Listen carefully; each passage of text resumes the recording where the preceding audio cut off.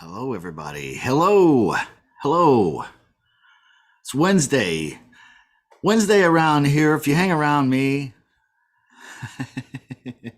Wednesday is the role play day. We like to practice getting deals on the phone on Wednesday. The reason why I do that is because you see, I work the phones in my personal business on Thursday, Friday, and Saturday, making outbound phone calls. Now, I might have to talk to clients, so homeowners, on the other days of the week, but nevertheless, those are usually follow ups or something I'm doing to close someone that I'd already spoken to. But I try to compact down my outbound phone call time to Thursday, Friday, and Saturday. And I like this concept because personally, I believe that every great salesperson, and I'm very humble, you can tell. Every great salesperson needs time to lay down. I really believe that. What I mean by that is you work real hard, focused energy, because it takes a lot of focus. It takes a lot of focus and energy. It takes some of your personal power to be great on the phone with a homeowner. And so you can do this for short spurts of time very effectively, but then I believe that you need to lay down and rest for a while. So I've chunked my outbound phone calling down into Thursday, Friday, and Saturday so that I have plenty of time for follow-up calls, for closing deals on the other days, for putting out fires, whatever might need to happen on those other days. I have plenty of time for it. And I've chunked down the bulk of my outbound calling into Thursday, Friday, and Saturday, a few hours each day. All right. This allows me to be very focused on the task for a short period of time. If I told you, you know what, I'm going to pay you $100,000. I'm going to pay you $100,000 a year, but you're going to shovel pig shit.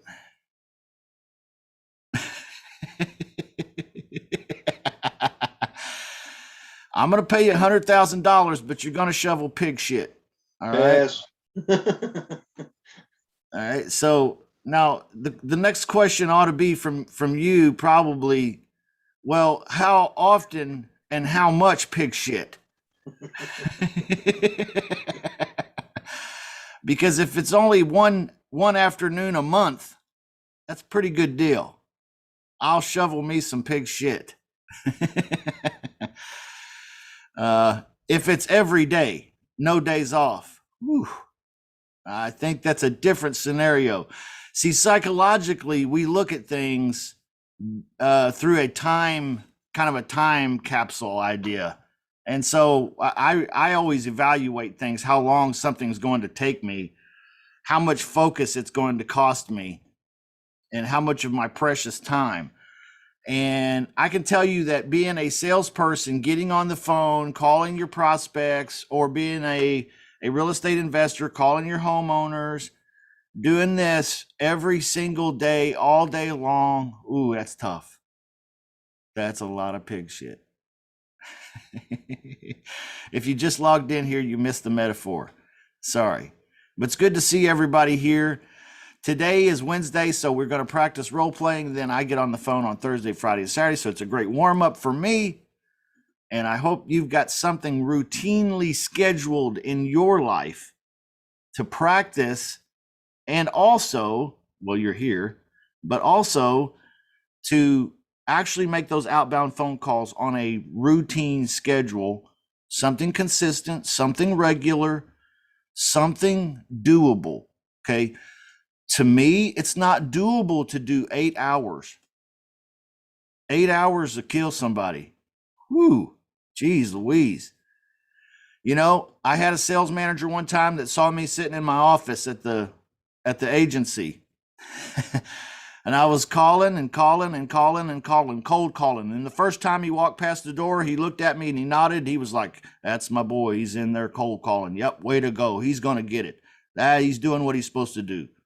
Now he goes back up to his office and does whatever managers do, you know. And then he came down again a couple hours later and walked by the office, still calling. That a boy. Yeah, he's really hitting them phones today. My God, he's aggressive. Love this guy. We're going to have to get this guy a promotion. You see him? Nobody's hitting the phones like him. Then he went back up to the office and did whatever managers do for about 3 more hours. And then he comes back down and he sees me in the office calling and he says, "Son, you still on the phone?"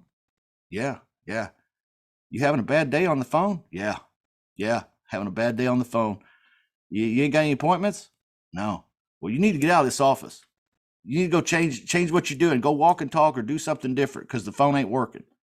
See, that dude understood that I'm personally only good for a certain period of time. So it's important for me to schedule my phone time, right? And then go do other types of prospecting or go do something different, but have a consistent, regular routine schedule. I can tell you this is probably the biggest key to any success that I've ever had is just having a discipline about it. Oh, I hate to use that word, but it's so true.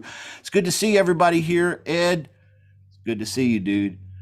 I want to chat with you about something, man. When you ever get a chance, not an emergency. It's not a big thing. It's not a problem at all. It's a good thing. I just want to talk to you. That's great. I'm going to the principal's office. Oh no. It's good to see Tierra. I hope I'm saying it right. And Alan and Henry and Gent. Today is role play day, as I just explained, in a long drawn out. You know, when you do these, you kind of feel like you got to do a little bit of a monologue, you know, like the Late Show. You know how the Late Show guy comes out, whoever it is, and then he does like a 3-4 minutes of jokes to kind of get everybody going, and then I feel like that's what I have to do sometimes here on these Zoom sessions, while people are making their way in. So sorry if I was boring to you, but I was just trying to share a little bit, share and care. That's what we're about here. So does anybody have any role plays that they're wanting to work on today? What is happening in your business today or this week recently on the phone with a prospect? And that might be a homeowner, or it might be a tenant buyer, or maybe a cash buyer or something like this. Does anybody have any role plays right off the top that they'd like to, just throw out there? Let's see if we can build a nice role play out of something. Anyone? Thank you all for being here. God bless you. I love you. Well, if you don't mind me proposing something, Justin, I'd like to see how you would tackle doing, the wholesaling virtually, and I think overcoming credibility and being out of state. So I think that's one of the hurdles that I came across while getting on the phone.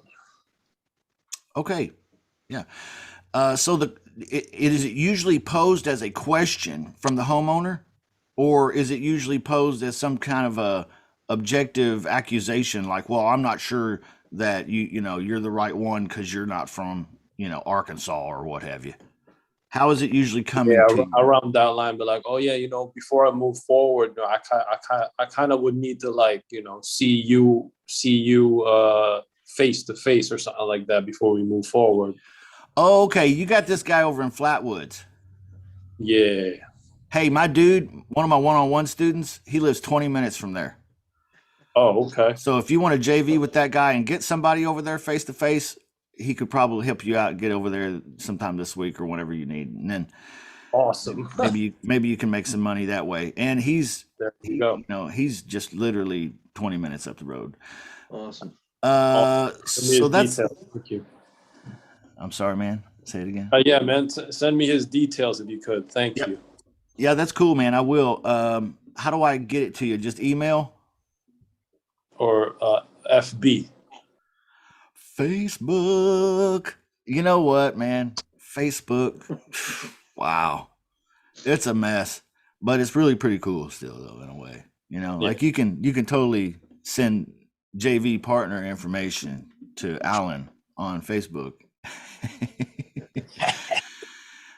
I'm thankful for Facebook in a sense because I find a lot of tenant buyers there, you know, and cash buyers too. Cash buyers too. So the question, nevertheless, was how do we deal with being an out of state investor doing business on ugly houses or pretty houses? I guess it doesn't matter really what it is. If you're out of state, how do you build credibility being out of state? I'm making a phone call I live in the state of Missouri. Some people call it the state of misery. I like it though. Okay.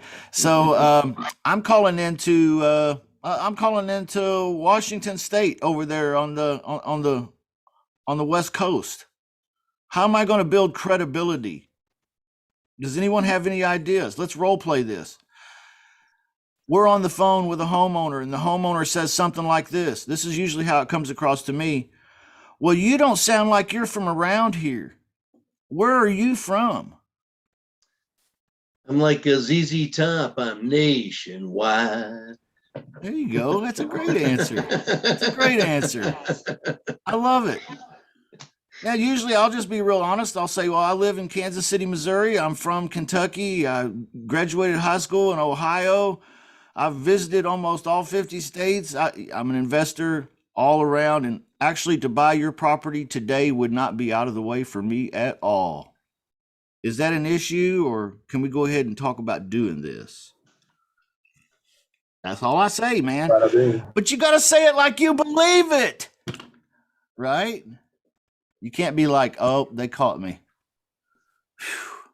Well, yeah, I've done it this way back before I learned better. Well, I'm from Missouri. Yeah, well, see, no, we got some people that we work with down there, and you know, it won't be hard for us to do this one. So, you know, that sounds like a bunch of bull. Right? It was not selling, you know, but to come out with it honestly and tell your story just boldly and confidently. Yes, I'm from Kansas City, Missouri. Actually, what you hear is the Kentucky in me, because I was born and raised in Kentucky, but I graduated high school in Ohio. My mom and dad are ministers. They moved me around a lot. I do investing all over the country, and to buy your property today. See, I'm always bringing it back to me making an offer and buying his property today. I'm always doing that. So, you know, me making an offer and buying your property today would not be out of the way for me at all. You listen to the meter of my voice. I'm sucking you in, you know. All right. Any other thoughts? Any other thoughts? How else might we handle that? Anyone have a role play idea? How do we handle the question about being from out of state? You know, well, you're not from around here. Sharonda, you're not from around here. I can tell by the way you talk. You don't sound like some of these folks that live around here. Where are you from? Where's your business? I'm actually based out of Virginia, but I do business nationwide. I'm connected to a bunch of different investors. We have a network, and I'd be happy to help you today. All right. All right. I like it. That sounded confident, don't you think? That's pretty straight Yes, confident. thank you. All right. Well, you know, I know you're not from around here, Ed. So I'm going to have to do some research on your company, and I'm going to have to look at your website. Do you have a website I can look at and kind of study? I need to, you know, kind of do my research on you. Sure, I can appreciate that. Well, actually, we decided not to use a website because our information changes so quickly. And of course, if I wanted to just have a website, I could just make something for you. But we basically, we're a small company. We don't invest in things that we can't control. And we just talk to families about buying homes. And if that's something you'd like to do is sell your home, we can talk about that if you'd like, or maybe not. All right, I like it. I like it. You know what I want to point out about what Ed did right there is Ed is great about always because he's a master salesman. Really, he is. He is. You know how Ed Right. always ends every phrase that he puts together like that? He ends it with a tie down. Like he ends it with a tie down, which is that's what I call a tie down. It's a question. Right. It's a small close or a small commitment he turns it into. That inches the prospect closer and closer to a yes at the end of the conversation. Absolutely great. Absolutely great. So let's deal with this. Let's deal with this particular objection and role play a few other folks here. Let's see who wants to role play. Tiara, am I saying it right? I hope I am. You were muted earlier and I couldn't hear you. Yeah, it's Tiara. Tiara. Okay. You want to role play? Yeah, sure. Yeah. Okay. Well, Tiara, I was wanting to check out your website. I was wanting to kind of do some research on you because, you say you're from a different location. You're from a different state and, I've never heard of you and I just kind of I'd feel a lot better if I could do some research on you and make sure that you're who you say you are. Yeah, that makes sense. And I commend you for doing that because, you're doing your due diligence and that means you're a smart man. But I don't have a website up at the moment. We're not, currently doing that. What exactly are you looking for? What type of information do you need in order to move forward with me today? Oh my gosh, I love it. That was superb. Awesome. Yeah, really good. You notice how she kind of redirected the customer or the client or the prospect back to an opportunity for her to have a solution. That was great. She was like, hey, what is it that you would like to have? Without a website, I can just provide you what is the real problem here, mister? What is it really? Is there anything wrong with asking a prospect that, what is the real objection here? Is that what she was asking? I think you That's should ask exactly straight what up, just like you said. Yeah, absolutely. Absolutely. I was talking about something, I believe it was with Vaughn earlier, and it was sometimes at the end of a conversation. Have you ever had this happen where you're getting close to having a deal you feel like on the phone and the guy is saying yes, but you can tell his energy kind of drops? And there's something under the surface here that's crept up that's not been vocalized yet, but there's just something off about the way it feels now all of a sudden.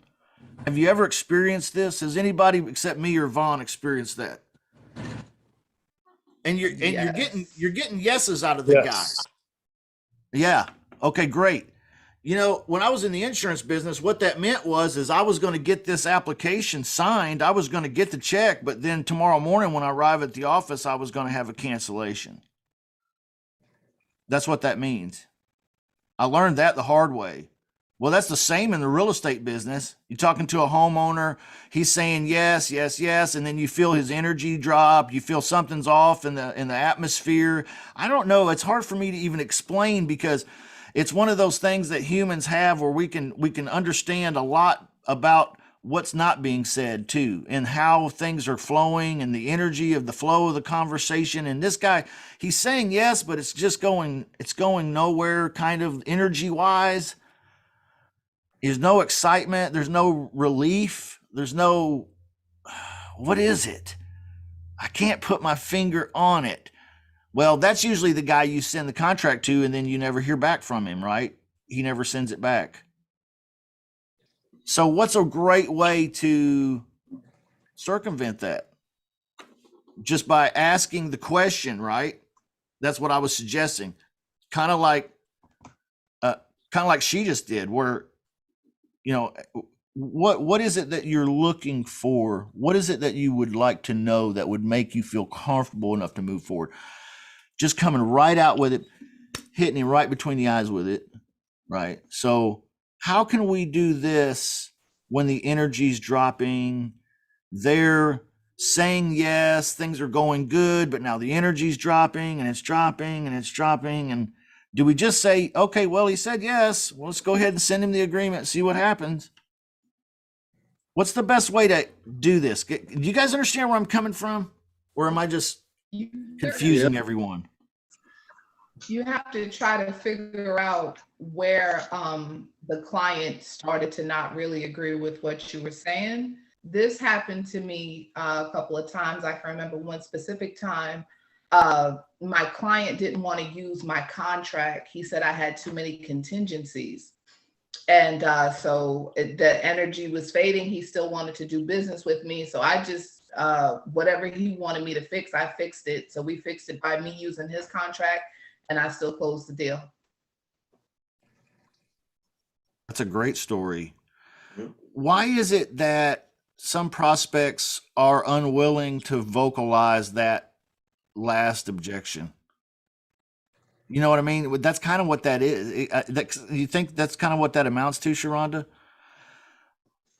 Yes, I think he didn't want to say, like, I don't know.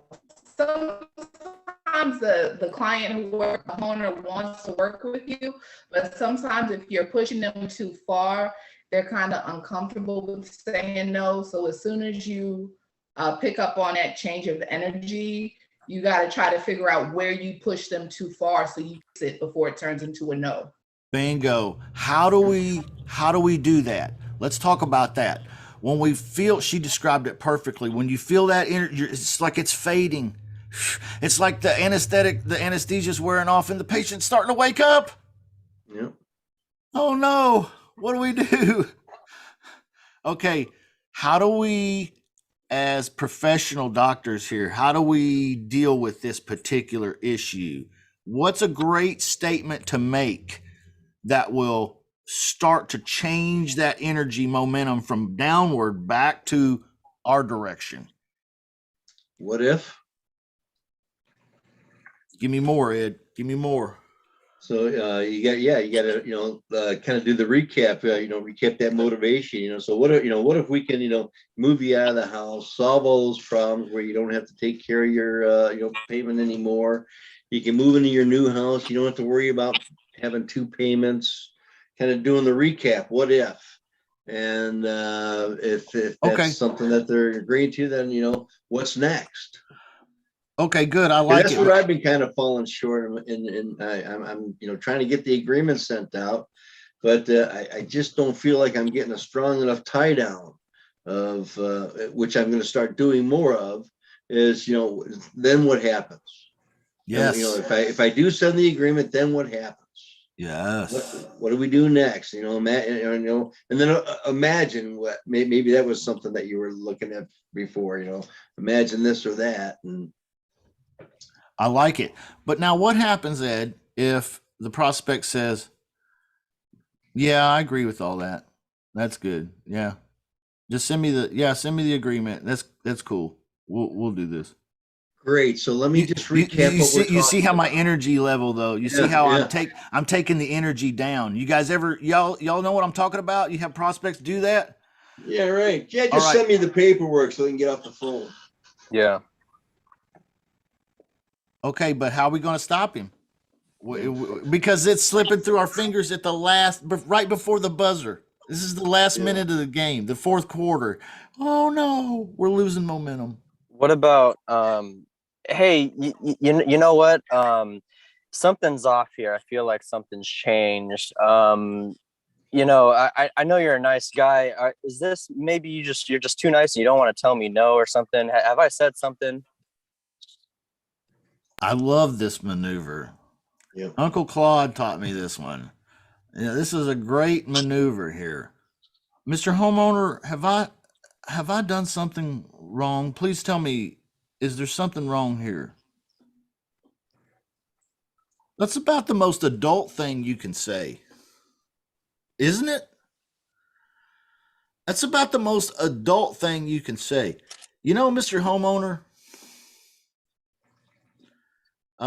it feels like, I know we've had a good conversation here, but it feels like something's something's off here, and I can't put my finger on it. Is there something here making you feel uncomfortable? Am I opening myself up to lose the deal or to save the deal? Let's talk about that. You're opening yourself up to save the deal because you may be able to fix whatever the issue is. I believe that too. I believe that too. Otherwise, you go into the darkness. They're saying, yes, yes, send me the paperwork. You never hear from them. They ghost you, right? They go on the witness protection program. You can never find them again. And so I think it just pays, and experience teaches me to interrupt this energy. You have to interrupt it somehow. And the best way is with just that straight up adult statement. Hey, something doesn't feel right here. What is there something making you feel uncomfortable, man? Right? What are the odds that if he presents his objection and you can handle that, he's going to sign this contract? Pretty high, I would suggest, right? Pretty high. We're talking about closing today, right? So far, we're talking about closing. So I think I wish I could put this in a bottle where people could learn to read and feel that energy. Does anyone have a tip for someone who says, hey, I understand where you're coming from with what you're talking about, but I have a hard time picking up on this energy? You see, Justin, I'm one of these go, go, go, go guys, and I'm on to the next bullet point. Boom, boom, boom, boom, boom. And I'm working to slow down and all this, but I miss some of the cues. And see, these are kind of like emotional cues we're talking about. Does anybody have any advice on how we increase our intensity of perception of some of these emotional cues over a telephone? Any advice? Any ideas? Asking the right questions, I think, are key, because if you don't ask the right questions, then you're going to assume and you're going to be thinking for them. So if you don't ask that question, then you're thinking what they're thinking, and you might not be even close to what they're thinking. But it's simply by asking the question, it throws it out on the table, and you can get that solved. So you're just solving the problems as you move along. So questions are the answers. All right. I agree. Anybody else with anything they'd like to add to that? How can we be more sensitive to these emotional cues that happen in the conversation where the energy drops? How can I become more sensitive to some of these energies? See, I kind of have a gift here, y'all. And this is kind of my gift, is reading people's energies. Now, I don't see energies. I don't hear anything. It's not anything like that. But I just kind of have a little bit of a talent with it in such a way that it's hard for me to communicate how you could be better about it if you don't have that special gift. You know what I mean? It's kind of spoiled me.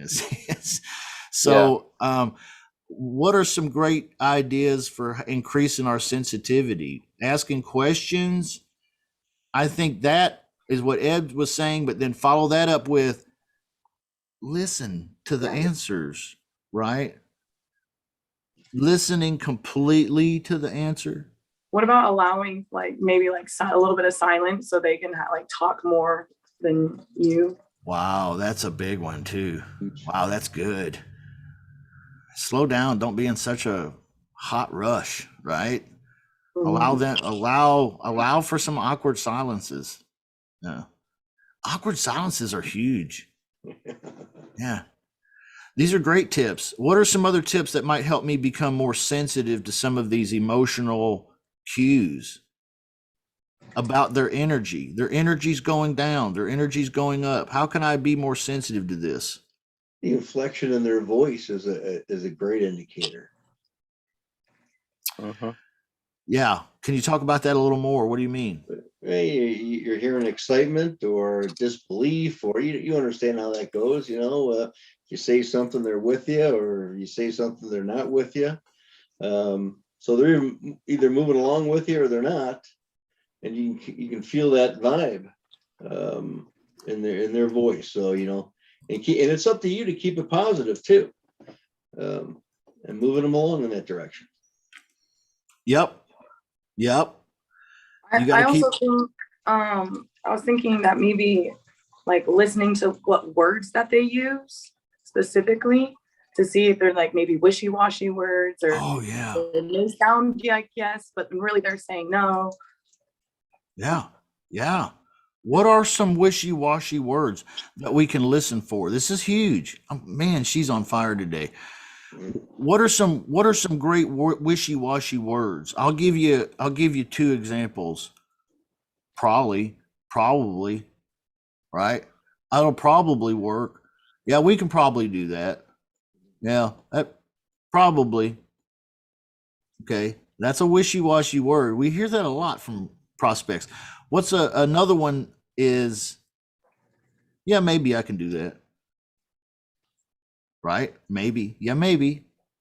What's another few words? What are some other wishy-washy words? I'll try.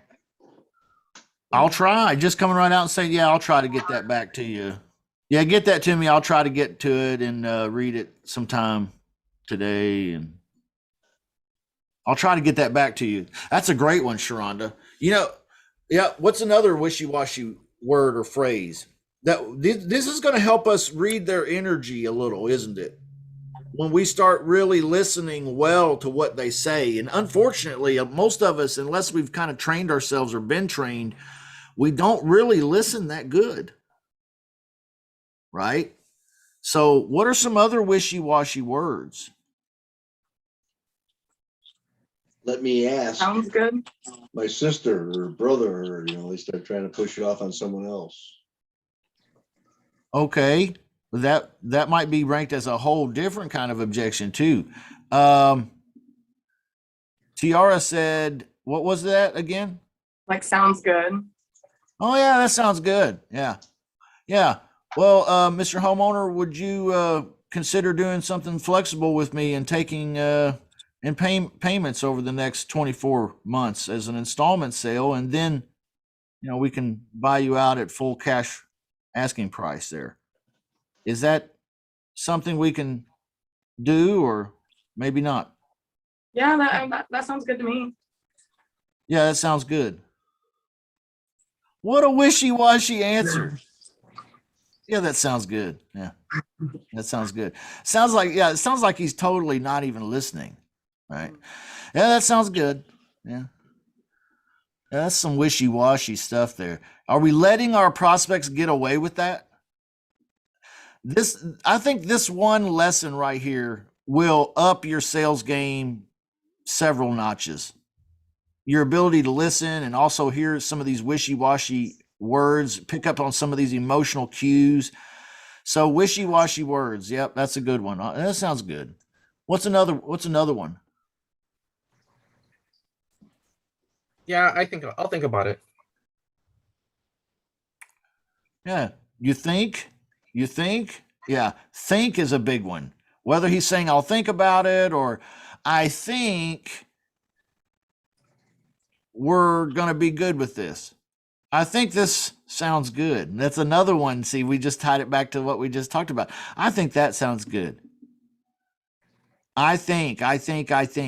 You ever watch news at night and they have all these people that come on? It's not even news. It's just like they tell you something and then they have guests that come on and talk. And all the guests use this same phrase over and over. I think. See, I'm trained as a salesperson now to hear that phrase. And so when they say it, it drives me crazy because they abuse it. I think such and such should do this. I think that's a big issue. I think this. I think that. Oh, okay. Well, prospects use it all the time and they're using it to do something. What are they using it for? Non-committal. Non-committal. Yeah, so true. So what's some other good ones? Some good wishy-washy words. What's some other good ones? We're going to get better at picking up on emotional cues. What are some of these wishy-washy words? Most likely. Most likely. That's a great one. Yeah, most likely. We'll get that back to you most likely by the end of tomorrow. It's so wishy-washy. That's bull. That's baloney. You gonna let them get away with that? Yeah. That's a great one. What's another one? We've got quite a few going here. I should have wrote these down. Anybody got another one?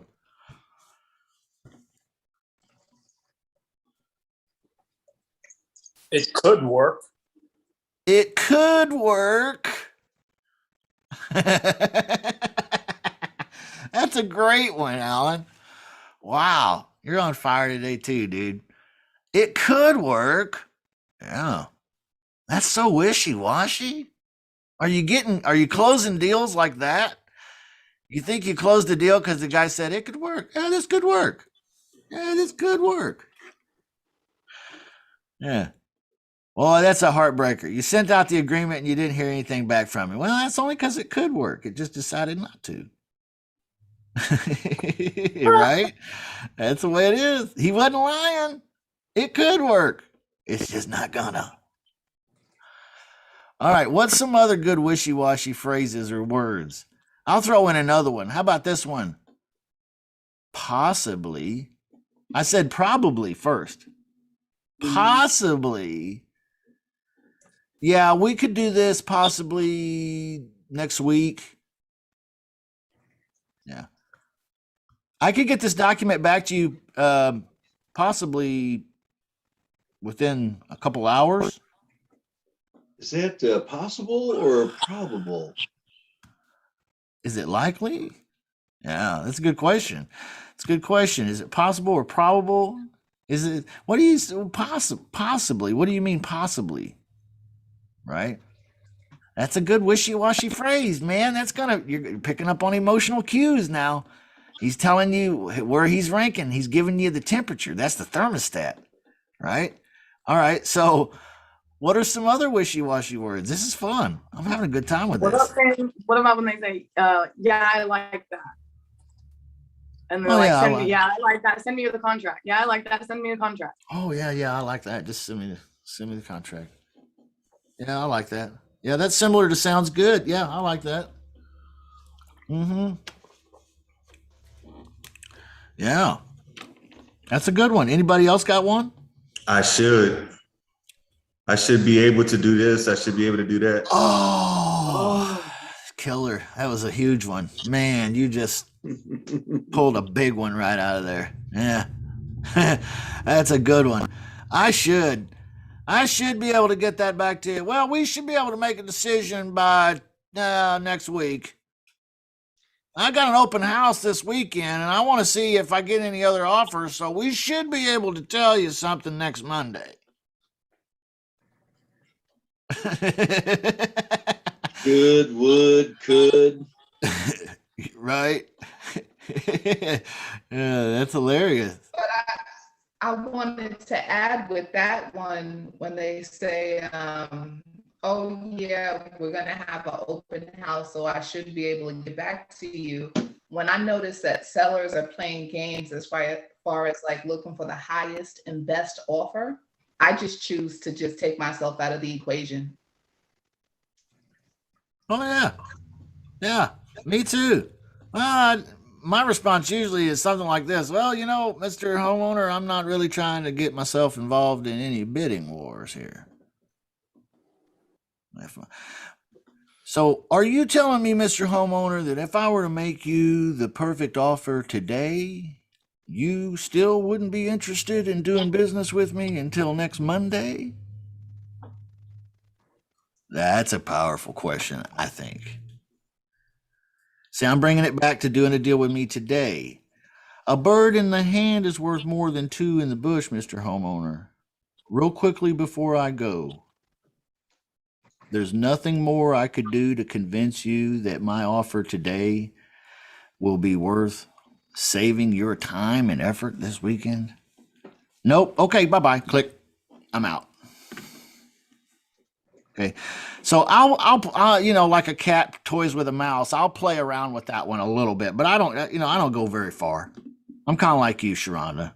I'm not interested in getting involved in no bidding wars. These are some great ones. Yeah. Have you ever seen a cat play around with a mouse? Toy mouse. Nah, real one. It's brutal, man. It's brutal. Well, then I take that back because I'm not brutalizing this guy. My cat likes chipmunks. Really? Those are Right. cute. Cute little chipmunks. He likes the heads mostly. Yeah.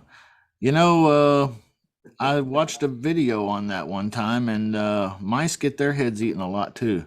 I'm not sure why. Must be something real tasty about mice brains. I think he likes that crunch.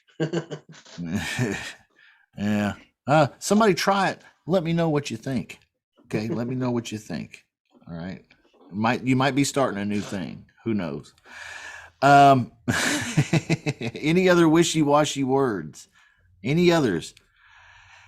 All right. We're going the right direction. Oh, yeah, that's a good one too. Yeah, yeah. Well, we're going in the right direction. You ever had that said to you before from a homeowner?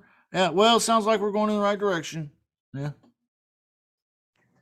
Sounds like that's a wishy-washy word, right? Going in the right direction. Those are all wishy-washy words.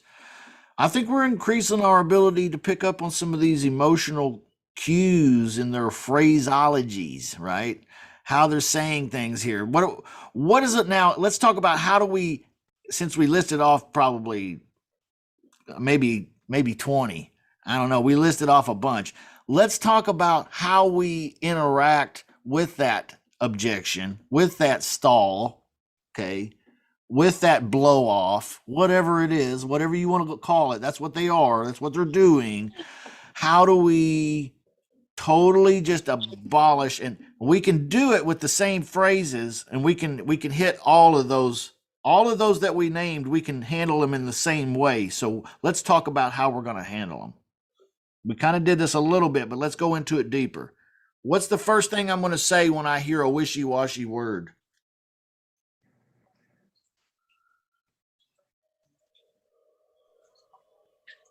This is not a pop quiz. I mean, I'm It's- sorry. I don't know what you mean, sir, by most likely or whatever. Yeah. How about repeating the phrase back to them, but as a question? Sounds like, most likely, probably, whatever it is. Repeat it back to them. And then, what do you mean? Right? That's basically what Alan's saying, right? What do you mean? How simple is that?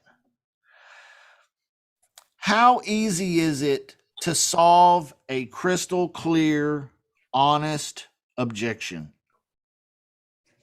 How easy on a scale of 1 to 10? 10 being super 11. easy. Say it again, Alan. 11. Yeah, it's pretty easy. An honest objection? Yeah, pretty easy. How easy is it to solve a vague, foggy objection? Almost impossible. Oh, they're getting away. They're getting away. Right? They threw the smoke screen and it worked. Woo. All right. So we got to interrupt that by saying, probably, possibly. What do you mean? All right. What other things can we do to interact with these type of wishy-washy words? And I think what we're going to find here is that we're picking up on the downward momentum. And what we're talking about doing now is changing and redirecting that momentum back in our direction. So let's talk more about that. What more can we do besides just repeating, whatever the stall was? And what do you mean? What more can we do? Anyone with any ideas? I heard you say maybe, Mr. Homeowner, but what can I do for you to turn that into a yes? Wow, that was pretty good. That was pretty good. See, she used it as a closing opportunity. Golly, I love sales. I totally love sales because I just feel like it's a higher. I've had my ex-wife told me that it was like I'm a manipulator. But I used to tell her, and trust me, I went and I tried to get some psychology fixed up and get fixed so I don't manipulate people. All right, I really did. I've worked hard on this. I don't try to use my sales techniques at home anymore. That's the point I'm making, and that's good advice too. But I used to tell my ex-wife, look, it's not manipulation. It's a higher form of communication. And you just don't understand yet. But she was insulted by that, and we ended up getting divorced.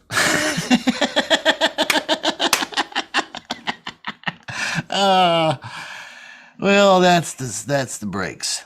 Well, anyway,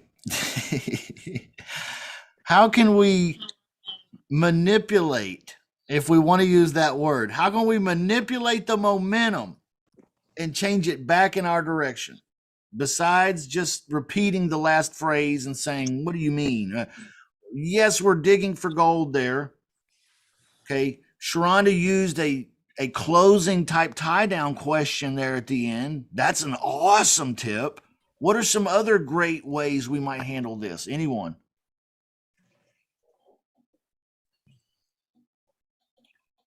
Alex, I'm on the phone with you. I'm a homeowner.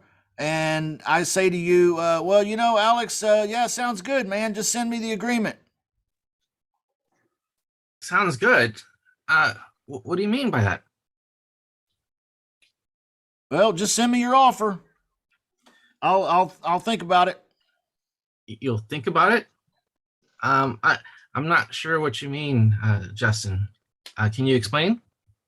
Well, it all sounds good, man. I mean, I like what we're talking about. Sounds good. So get it over to me, and I'll probably be able to look at it sometime this weekend.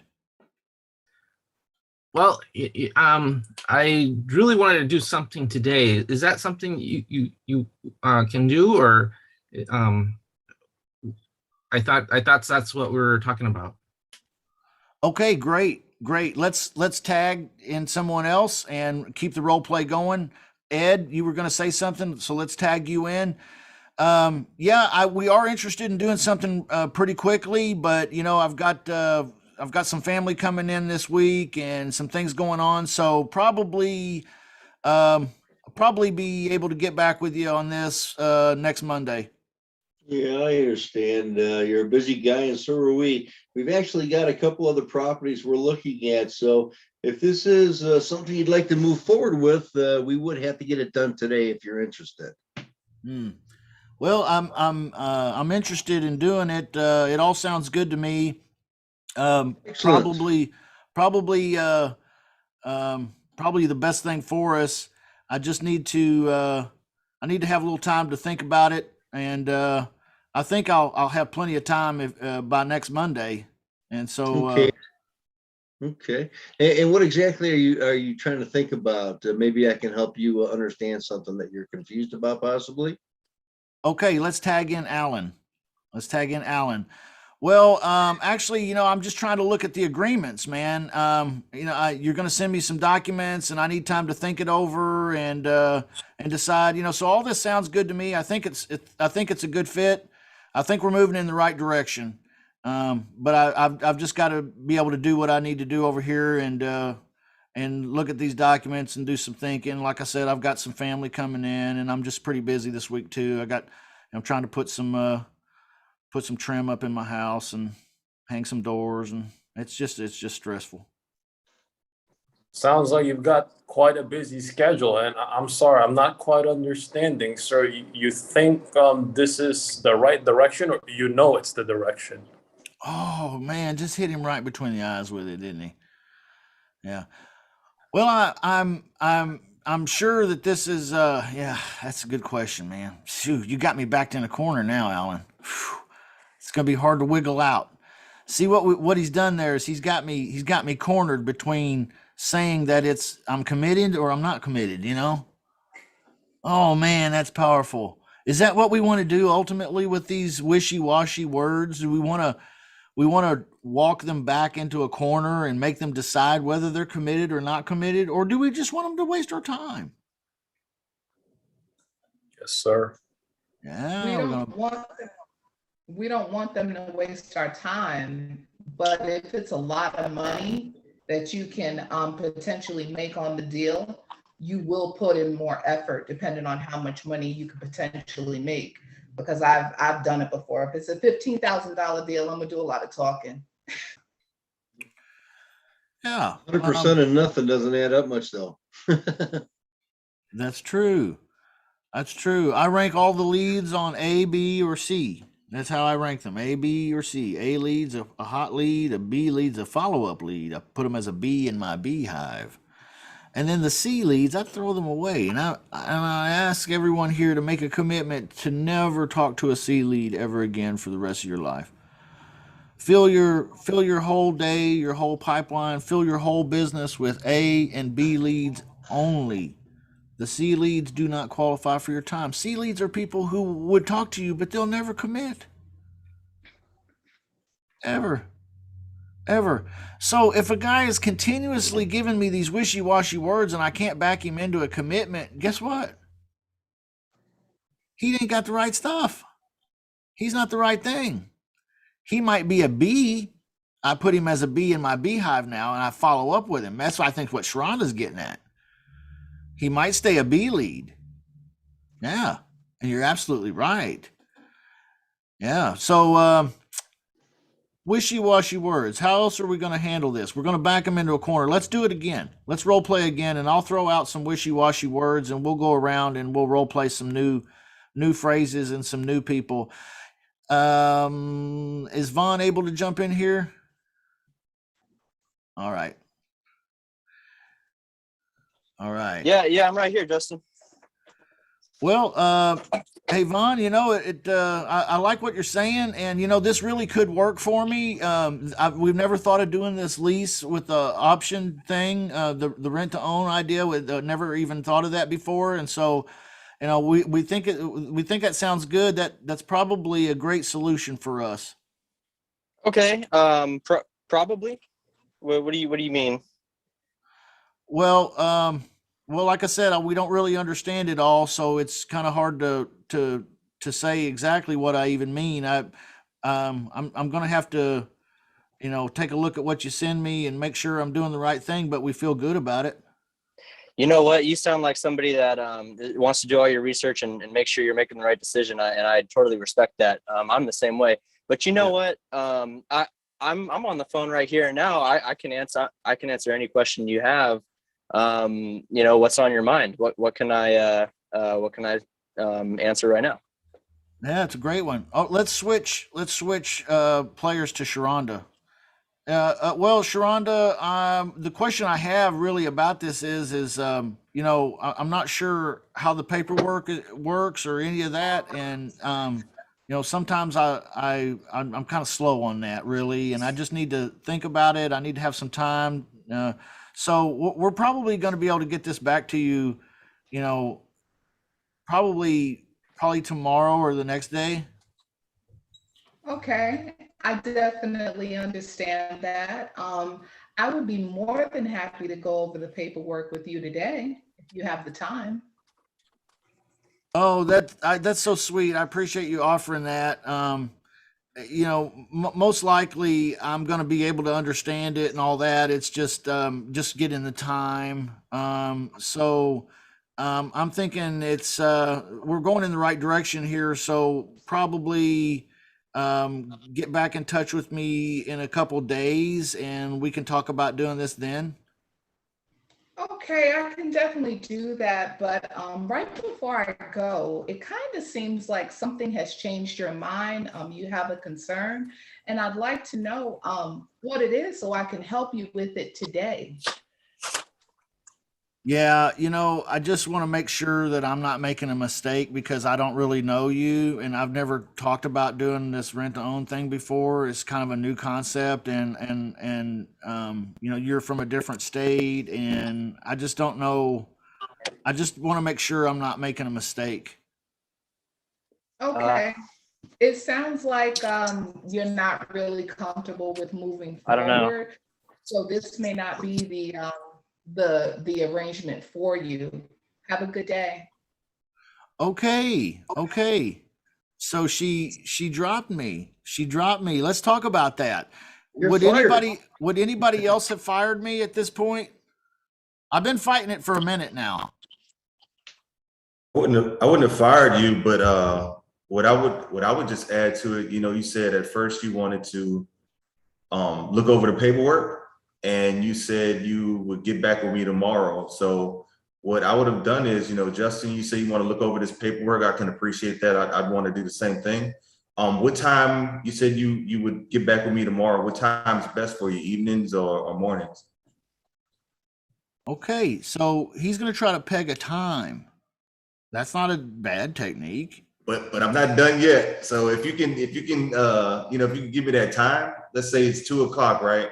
Yeah, So 2 o'clock's usually when I get off work at 12, and then by the time I get home and get a little bite to eat, I got a couple hours before I hit the sack.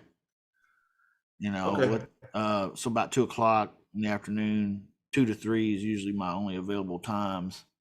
Okay. So 2:00. So if you go over the paperwork and it looks like something you want to do, what happens next? That's a good question.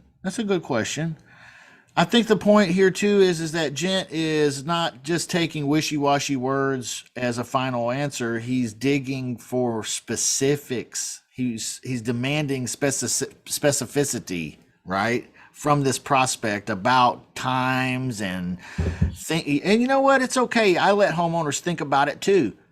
Sometimes they do. This is a big decision. I get that. But I'm not going to let them think about it with a like I'm not just going to give them a rain check and say, yeah, whenever you make it back to the store, we'll honor your rain check. It's not like that. It's like, I need to know, like Gent was just doing with some specificity here. How long do you need to think about it? What are you going to be thinking about? And when can I call you back? And when I do call you back, what happens? What am I looking for? When he says that, when Gent says that, what's he looking for? Tie down. Has he taken someone wishy-washy and backed them into a corner where now they have a choice of commit or not commit? Mm. And isn't that truly what we're doing as salespeople? We're truly using our words to position this prospect into a place where they can make a decision to commit or not commit based on good information, based on good emotion too. Both. Powerful. So Gent has done this. He's backed us into a corner again where now we have to decide. He's asked me now, when you call me back, what happens then? Now I'm going to have to say, I'm either going to commit or I'm not going to commit. He's getting some kind of micro commitment from me. And then he's going to go for it. He's got a time frame. He's got a time. Okay. So make your commitments time oriented with these prospects too. Well, he said he wanted to do it. That was a commitment. He made a commitment. Yeah, but he didn't tell you when he was going to get the document back. Okay. Sometimes we get excited and we quit before the job's fully done. Gent gave us a great demonstration right there of backing them all the way through to the commitment of the time. And when we talk, what happens then? Okay. Powerful stuff. Let's switch around a little bit. Alex, let's do it one more time, man. Alex, all this sounds pretty good to me. It sounds like we're moving in the right direction. I need to talk to my sister-in-law. She's a real estate agent, and she's actually kind of been helping me and my wife through this process. of doing for sale by owner, because she knows we don't have a lot of equity and we need to be able to sell this property without paying a realtor. And so I've got to run everything past her, and with her approval, we could really do something like this. So you see, what were the wishy-washy words I used, everybody? Did anybody hear them? Say it again. Maybe? Maybe was in there. Was maybe in there? What about the word could? Yeah, with her approval, we could maybe move forward. Could maybe. Had me as sister. As soon as somebody introduces somebody else into it, you know it's an issue. Yeah, so we've got a couple things cooking here, Alex. Alex, I put you in the pressure cooker, man. What are you gonna do, Alex? I've got it teed up, and this is a monster. What are you gonna do? How are you gonna deal with me? Justin, I totally can appreciate that you need to ask somebody about this. Tell you what, was there some kind of something wrong? I might have made a mistake, and how do I explain this to you? Maybe I can explain it to you now that I'm on the phone with you. Yeah, I think you did fine. It all sounds good to me. I like it. It's probably a good idea for us. I need to talk to my sister-in-law, and because if I don't, my wife's gonna be mad at me, because it is my sister-in-law, and it's my wife's sister, and she's a realtor, so I can't just. She's been so helpful, okay, and I can't just not and kind of include her in our decision-making process. Does that make sense? Has anybody ever heard this kind of crazy talk? Yes. I totally have, man. Many times. What do you do? What do you do? Why are we on the phone? Why aren't you working with your realtor? Why aren't you working with the sister-in-law?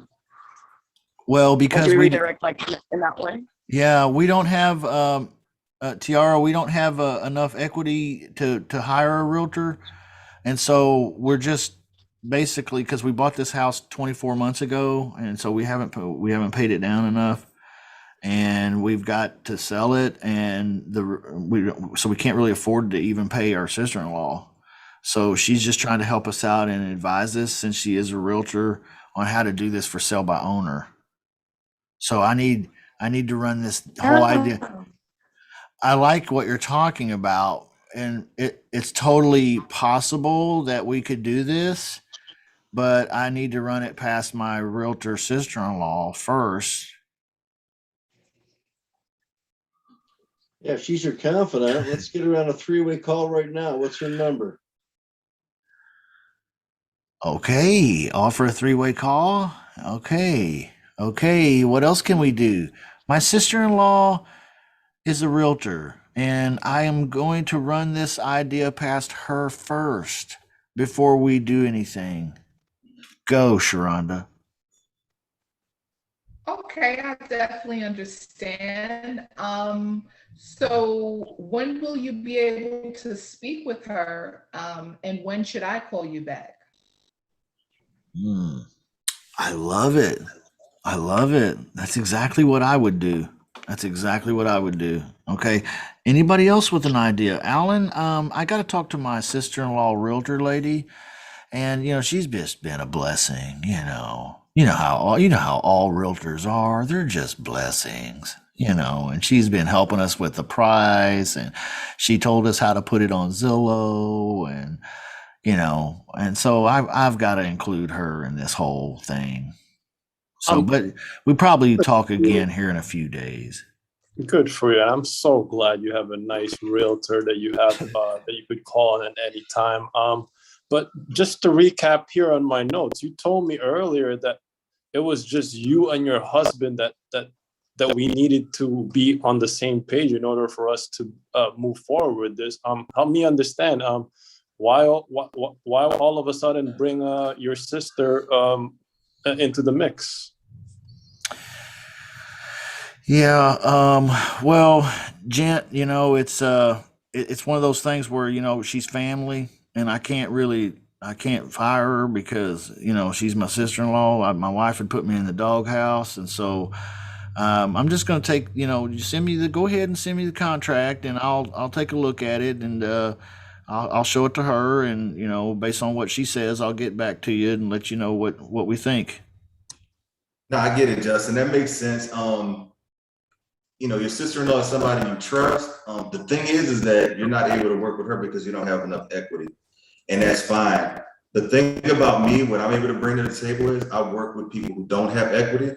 So running past your sister-in-law, it's great that you're trying to sell this house on your own. Just leave me as an option in case those things fall through. What do we think about that? That's a sidestep. That's putting them in the beehive. Mhm. Did Gent decide to put this in the beehive? He either put them in the beehive or made them commit to working with him and not the real estate agent. He kind of wanted clarification, but he said it as a statement. Any other comments? You like it? You dislike it? You think? I'm not a fan of it because you may never get a call back because he kind of said he left the ball in their court to be like, oh, just hit me up whenever. I did, and you know why? Because I can't twist his arm to do it, right? I can't down his sister-in-law. It's obviously somebody that, you know, he's relying on for information, but I'm going to put it out there that even his sister-in-law can't work with him because she's a real estate agent. She's going to need that commission. And what he's doing right now is a for sale by owner is probably the best case scenario if you want to sell your house, right? But he's failing at it right now. So all I can be is an option to him. You know, you got, like Justin says, I like the A and B thing. Like Justin says, you got to move on. You've done everything. And I think to constantly harp on, you know, he shouldn't talk to his sister-in-law, it's throwing up a red flag from you. You know, why are you trying to keep him away from his family? It could be BS or it could be, a serious concern. I mean, it's up to him. All right, now let's switch up the role play slightly and do this one more time. Let's spend about another 5 or 10 minutes before we wrap up here, just because I'm having a great time. Thank you, everybody, for being here. You made my day so good. Appreciate you so much. This would not be fun if it was just me. Trust me. I talk to myself enough as it is. All right. You know what? Tiara, I like what you're saying. This makes sense, and this could possibly be a great solution for us. We haven't thought of this, so why don't you? Here's my email address. Send me the agreement, and I've got to show this to my attorney. And if he says it's okay, we'll move forward. Great. And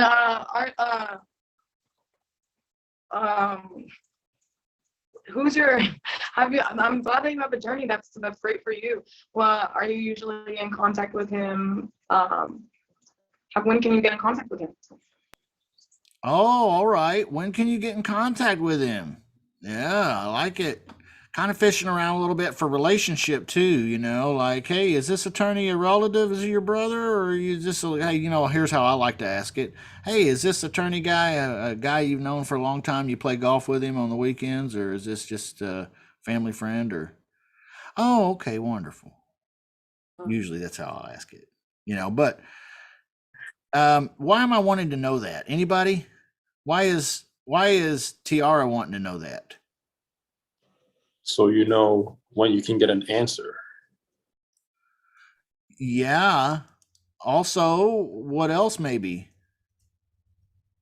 I kind of want to know who the attorney is, not the name and where he works at in his office and all that. But I kind of want to know the relationship here. Why is that? It's obvious, guys. You're overthinking it. If they're going out of their way to make contact with an attorney and it's not a friend or somebody they talk to occasionally, then they probably don't trust you. That's a great point, Sharonda.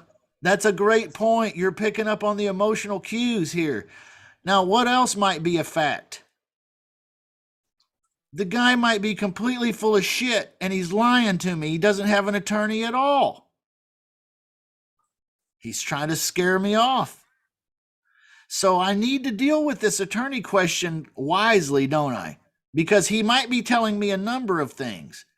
He might be telling me, one, I don't have an attorney and I'm trying to scare you off because I'm not interested.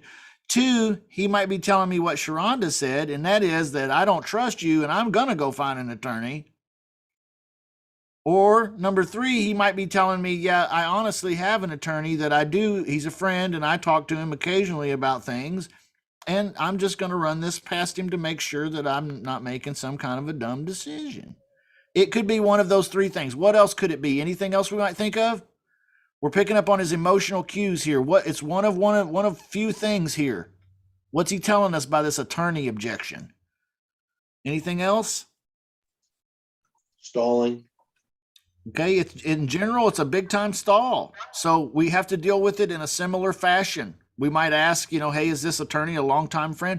Another reason why I want to know that, by the way, everybody, is because later on when he tells me he's going to show my document to his attorney, I want to I normally do, I will tell that person, hey, listen, I'm not an attorney.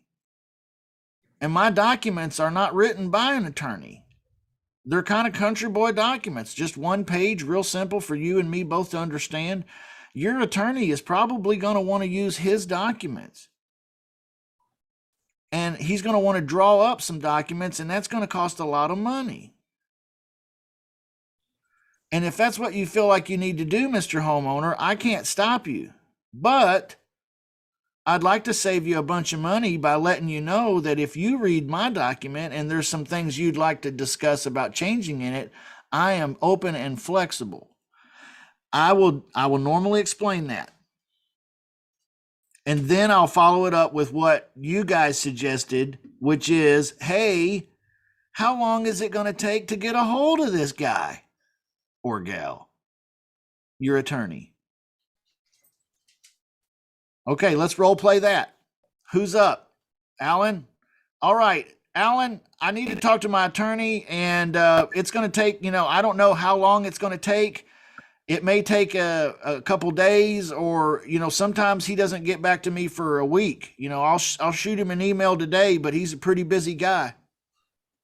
Uh-oh, we got trouble right now. We got trouble. What are you going to do?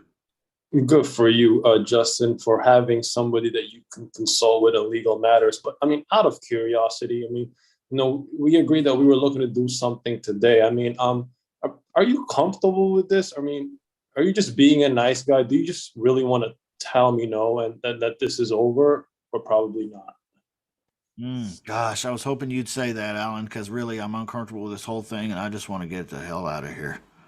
Okay, I totally understand that. But before I go, is there anything at all that we could clarify right now that would make you feel more comfortable, or is this over? I love it. I love it. What a master maneuver. All right, Ed, I've got to talk to my attorney. It might be, I'm going to show him the document that you're going to send me, and it might be a day or two before he gets back to me. I'm going to email him. It might be a week. I'm not sure, but when he gets back to me, I'll let you know what he says, and we can talk then. Okay. That'd be excellent. Hey, is this your attorney? Is this an attorney on retainer for you? Oh my goodness, no. It's an old college buddy. We play golf every now and then, but he comes over a couple times a year and has a barbecue at my place, and our kids went to school together, and they went to grade school together and everything. And we've just known this guy a long time, and we kind of run things past him just to make sure that everything's okay and all that. And I know he's a busy guy working with his customers, so it's probably hard for me to say when he'll get back with me. Well, I can appreciate that. And it's nice to have a confidant on your side, but we are expecting to, purchase something today or tomorrow. So if there's something that you don't understand, I'd be happy to explain it to you. But if you're thinking about next week, we'll probably have to just put you in the B file and follow up if there's still an opportunity, or we can do something today. Does that sound good to you? Just kept it adult. Just kept it straight up adult. Just kept it straight up adult. Alex, I'm gonna have to talk to my attorney. He's not gonna get back to me anytime in the near future, probably. It might be a day or two, or it might be a week. Hell, I don't know. He might even be in Cancun, Mexico right now on a 2-week vacation. I'm not sure. He said something about that last time I saw him, but I couldn't remember if he said the first week of August or the last week. I don't know. But anyway, when he gets back to me, I'll let you know. Yeah, it's yeah, Justin, it's great that you have an attorney that you can call and run this through. But we're really trying to do something either today or tomorrow. Is there possibly something I could explain? It really is a simple contract. I'm not trying to give you a 7-page contract where you have to watch all your I's and check it out carefully. But what do you think if I sent this over to you, and if there's something that you wanted to change, we could do that. That's not a problem. Okay. Yeah. Well, I understand that, and believe me, he'll probably have some changes he wants to make to the agreement, and when he gets a chance to look it over, I'll have him make some notes, and we'll get back to you then. We did mention, all the things that we're going to be in the contract already. So, what else would you want to have in that contract that would make you feel that you could sign it today? Oh, okay. Well, like I don't do anything in a hurry. Let's go to Sharonda. I don't do anything in a hurry, Sharonda. So, I mean, if you're going to be, I feel like you're kind of pushing me here a little bit, and I'm not, I'm not really comfortable with being pushed on making big decisions like this. So, I'm gonna show my attorney, and if he likes it, and we can do it, and if he doesn't like it, then we won't do it, and that's just how it's going to work with me. And if you don't like that, that's okay. I appreciate you calling tonight. Okay, well, first, I definitely understand what you're saying, and I want to apologize because you said you feel like I'm pushing you. I definitely don't want to do that. So, can you tell me when you think that you will be able to actually speak with your attorney regarding the contract? It might be a day or two, or it might be a week. Not sure when he'll get back to me. Okay, that's wonderful. So I'm going to go ahead and send over the contract. Would you be able to give me your attorney's name and phone number so I can follow up with them to make sure that they received the document? Oh no, I couldn't do that. I wouldn't be comfortable with that. He's a family friend, and I can't really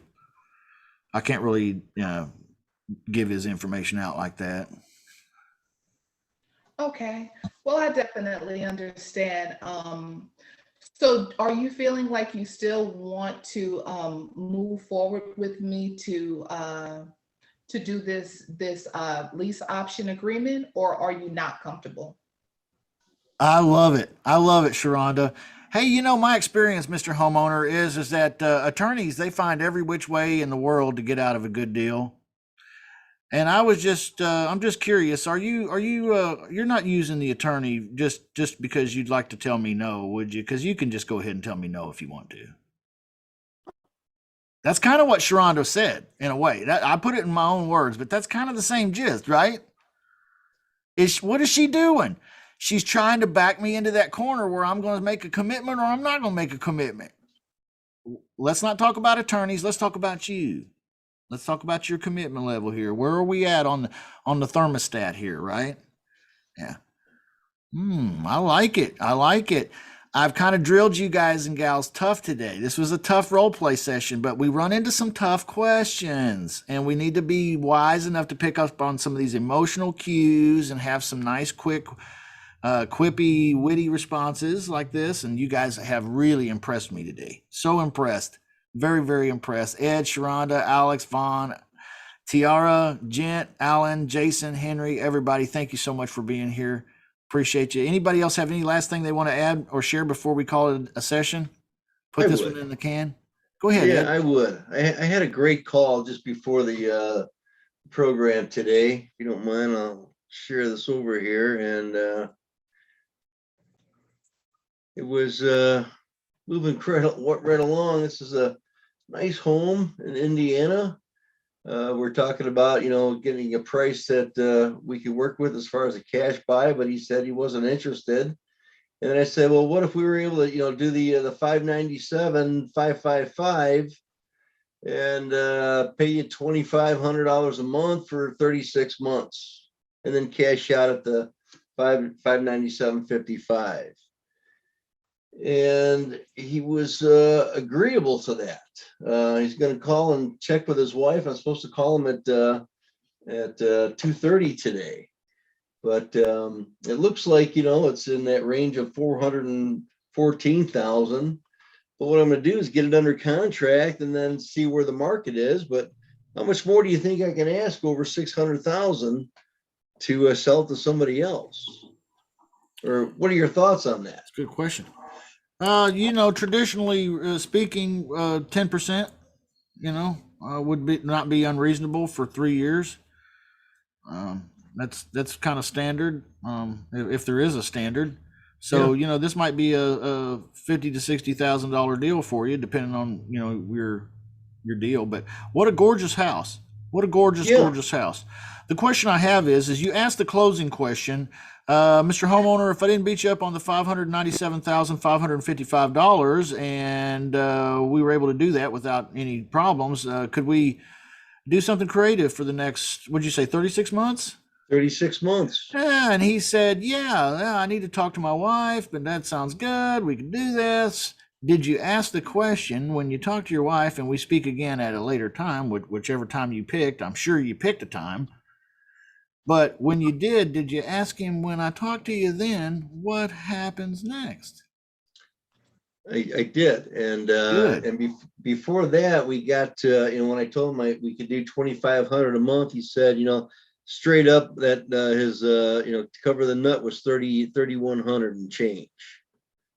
Oh, and, okay. And it's showing like 2,800 was the value of the rent. And I'm thinking, well, I could probably get, a few $100s more for a house like this, 5-bedroom, 5-bath situation.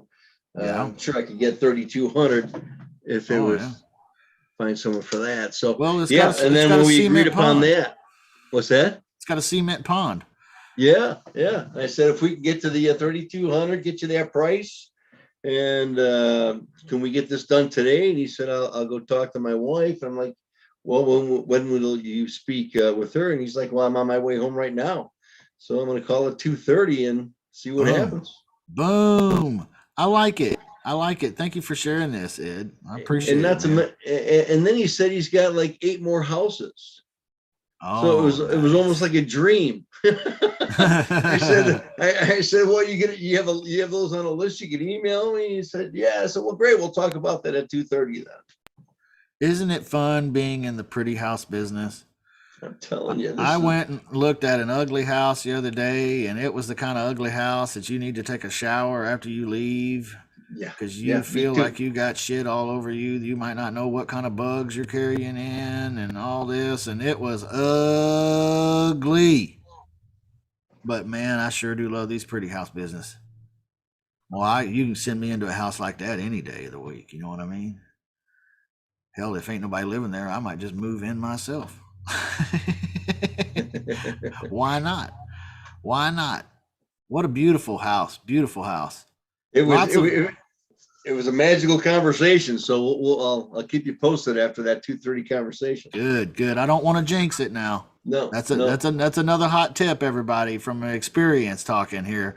When you get something cooking, it's like having hot air. It's like having air in a balloon, a helium balloon. And, it's great as long as the helium's in the balloon. But every time you kind of tell the story and you excite everybody and you celebrate it prematurely and you let a little next thing you know, your deal's dead. You got to be careful. So handle it wisely. I don't want to jinx Ed's, and we practice this around here. Like, we'll talk about your deals and all that, but we ain't gonna celebrate with you just yet. We're gonna wait. But good job, brother. Good job. Hey, love you guys. Anything else real quick before we go? Okay. Thank you so much, everybody. Ed, Sharonda, Alex, Vaughn, Gent, Tiara, Ed, Jason, Henry, Vaughn, Love you guys. Have a great week. Get on the phone, make some money, have fun doing it. Okay. If it ain't fun, it ain't worth doing. All right. So have fun. We'll talk to you Thank you, again next Justin. time. Great class, bro. Thank you, sir. Bye Thanks, bye. Justin.